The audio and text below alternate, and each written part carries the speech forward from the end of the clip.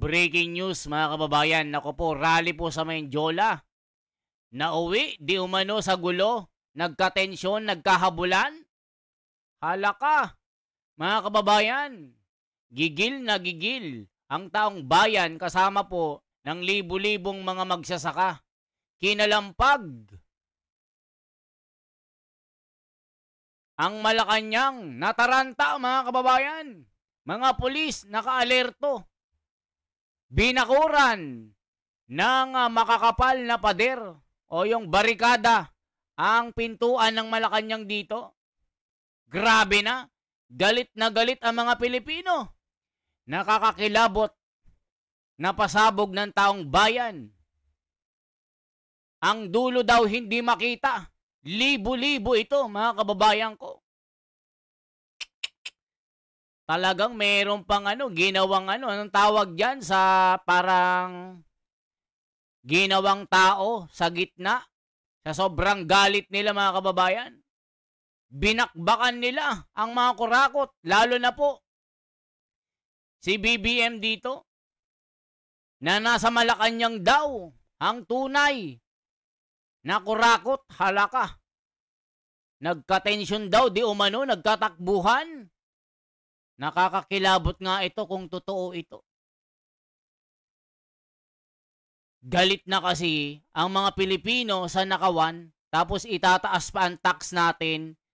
Si Recto, na asawa ni Vilma Santos, mula 6% hanggang 10% ay itataas daw ang buwis natin sa mga bilihin.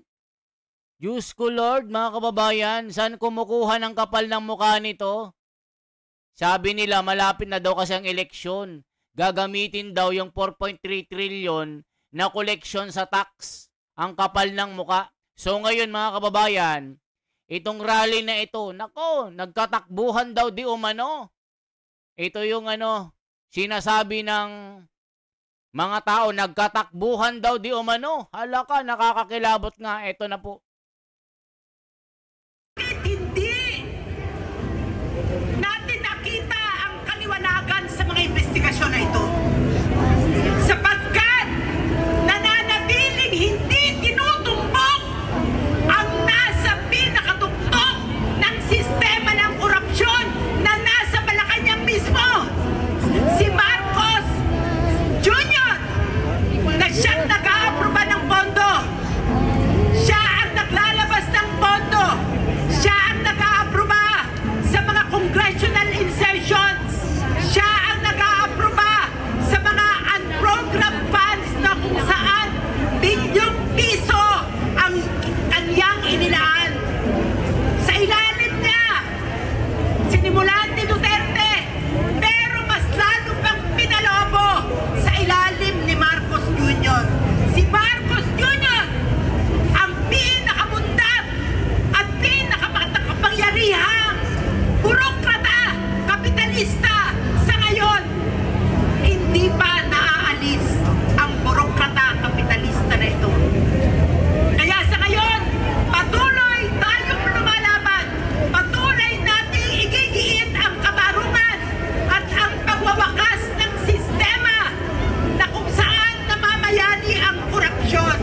Nako mga kababayan, ito po yung kuha ni Vincent Tabige. I-subscribe po natin si Vincent Tabige. Kasi po siya yung nagpunta dyan. Taga Cavite pa yan mga kababayan. Tayo naman ay nasa probinsya.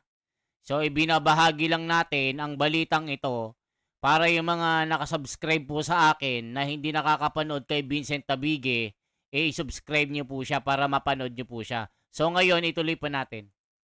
Maaasahan pa natin ang porsigido nating mga pagkilos. Maaasahan pa natin na tayo ay lalabas at magmamarcha tuloy-tuloy sa kalsada para nang sa ganon ay mas lalo pa tayong lumawak at tumatag bilang isang pulusan laban sa korupsyon. Nakikisap ang lahat tungo sa pagwawakas ng bulok na sistemang ito.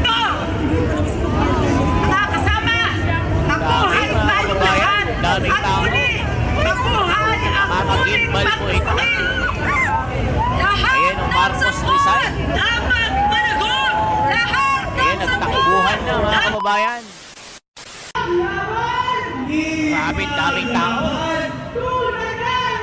Talagang nanggigigil ang mga tao dito. Sobrang galit nila sa nangyayari ngayon. Grabe, galit na galit ang mga tao.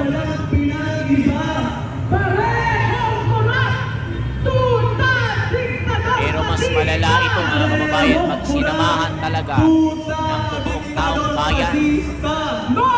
Ito, madami na ito, pero pag sinabi na taong bayan ay kasama na po. Ito kasi alam natin na makakaliwa ito pero okay na din kasi may nakikita tayo na nagrarally. Karamihan din yan mga estudyante ng UP.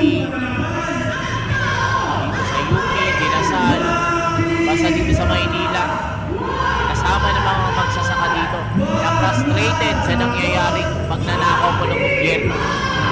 Tapos may gana pa sila na itaas ang quiz na sinisingil nila para daw sa PhilHealth, para daw sa kalusugan ng mga Pilipino. Ay mga tanga, bobo, hindi kami inutil, hindi kami pinanganak kahapon. Gagatasan nyo na naman ang mga kawawang Pilipino sa pamamagitan. Gagawin ng kuba, nakukuba na nga sa pagnanakaw nyo, itataas pa ang singilan ng quiz. Mga tanga, bobo. Nanggigigil ng tao, mga kababayan. Ano sinasabi ng mga tao dito? Ito po.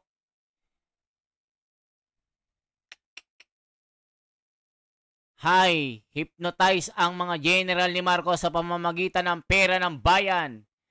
Kaya walang nangyayari kasi puro kayo daldal lang mga ogag. Alaka. Mga aktivista pala yan, mga NPA, mga demonyo yan. Pakawala ni Joma Season. Halaka, galit na galit sila.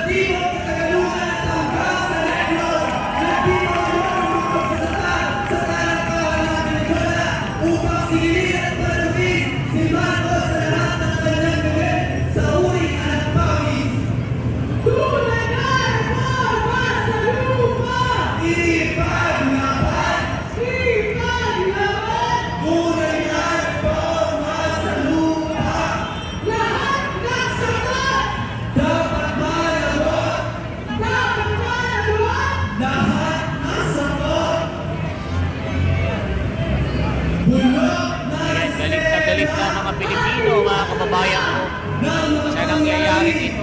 Mga magsasaka, inalampang ang Malacanang, nataranta, pati si Manang Tel, nataranta dito, pati dito, mga kababayan. Galit na galit ang mga Pilipino, nakakakilabo. Pati mga sundalo, mga Marines, na retirado, ibalak nila tanggalan ng pensyon dahil daw po sa pagpupos ng mga fake news o pagbibigay ng 2 mini. Anong klaseng sistema yan? Eh di lalo yung sinindihan ng dinamita na pagsabog ng damdamin ng mga Pilipino. Baka talagang mag-alab ang puso, mag-alab ang mga tao, mag-irumentado dahil sa ginagawa nyo. People power na talaga ito, mga kababayan. Kita nyo, nagtatakbuhan na, mga kababayan ko. Masugod na sa Malacanang ito. Grabe, mga kababayan.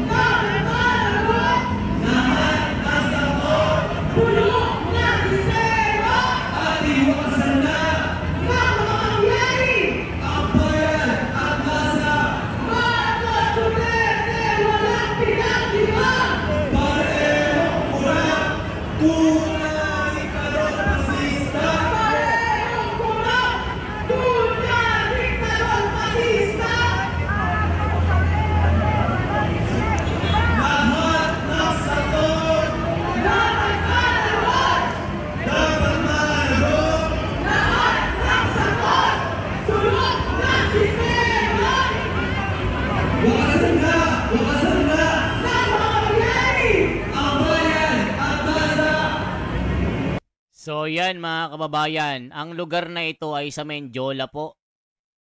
Sa Menjola kung saan nagtipon-tipon ng taong bayan para magprotesta na talagang dinaluhan ng napakaraming mga tao, mga magsasaka, na kasama po sa tinarantado ng gobyernong ito. Tinarantado ng mga magnanakaw. Walang nangyayari sa pag-iimbestiga. Yung ICI pilit tinatago ang tunay na issue. Kinukubli nila ang kanilang ginagawang pag-iimbestiga. Kunwari magpapatawag, kunwari pag-iimbestiga, pero wala naman. Yung prime suspect, gagawin nilang state witness. Saan ka nakakita ng prime suspect? Gagawing state witness. Ginagawang tanga ang mga Pilipino, mga kababayan ko. Kaya hindi nyo masisi ang mga Pilipino na nagrarally. Magpi-people power. Pati mga kilalang negosyante, mga oligarko. Galit na rin sa nangyayaring kawatan pag nanakaw na ito. Kita nyo po, pabagsak na yung ekonomiya, trilyones ang ninakaw tapos wala pang nangyayari. 80 days na mula nung nabuksan ito.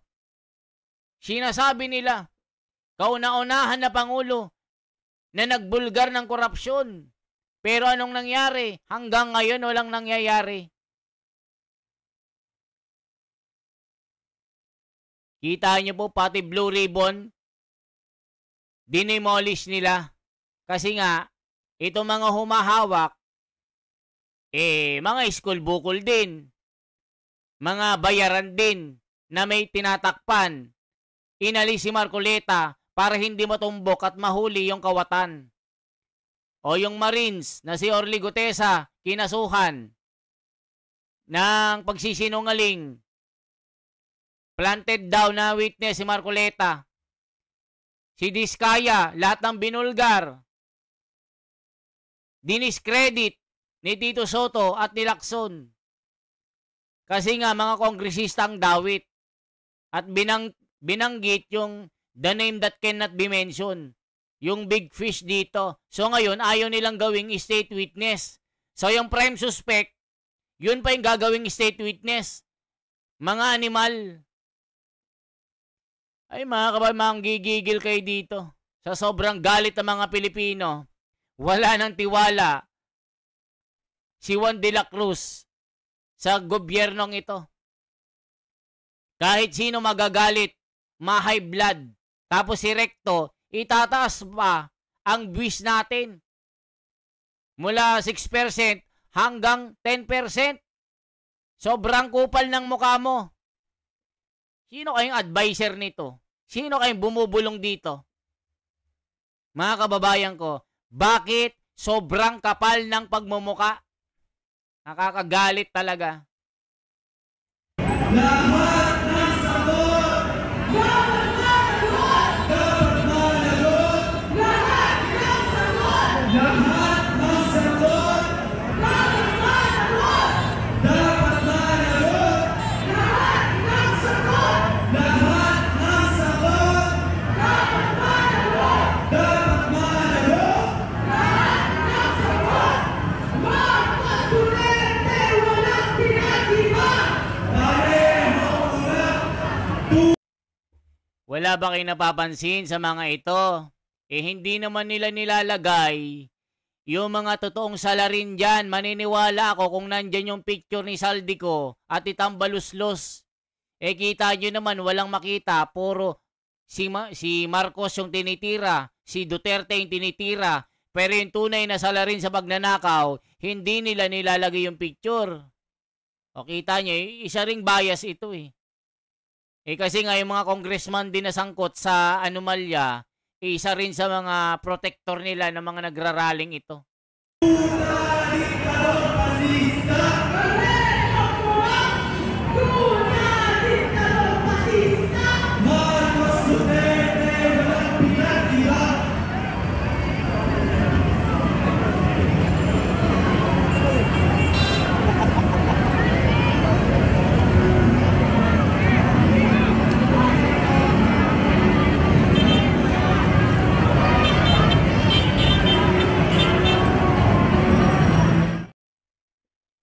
So, yan po yung kaganapan sa Menjola, mga kababayan. Ito yung kuha ni Vincent Tabige. Sinishare lang po natin. Sana po, isubscribe nyo po si Vincent Tabige at yung YouTube channel natin para po lagi kayong ma-update sa mga balitang ito. Talagang nagka-tension dyan, mga kababayan. Nagkahabulan. Yan po yung sinasabi nila. Di umano. Nagkasapakan? Di ko alam Yan yung sinasabi nila Yan yung sinasabi sa comment O nagkaka-tension, di ba mga kababayan? O mainit, nagkaka-tension So mga kababayan, yan lamang po ang ating bahagi. Salamat po. Once again, ako si The Wonders Philippines. Mabuhay po. Sana mabigyan ng hustisya at mahuli ang mga magnanakaw na kawatan. Huwag protektahan. ICI, umayos kayo. Ralph Recto, umayos ka din. Kaya ka binabanatan ng taong bayan hindi ka gumagamit ang utak Mabuhay po mga kababayan. Salamat.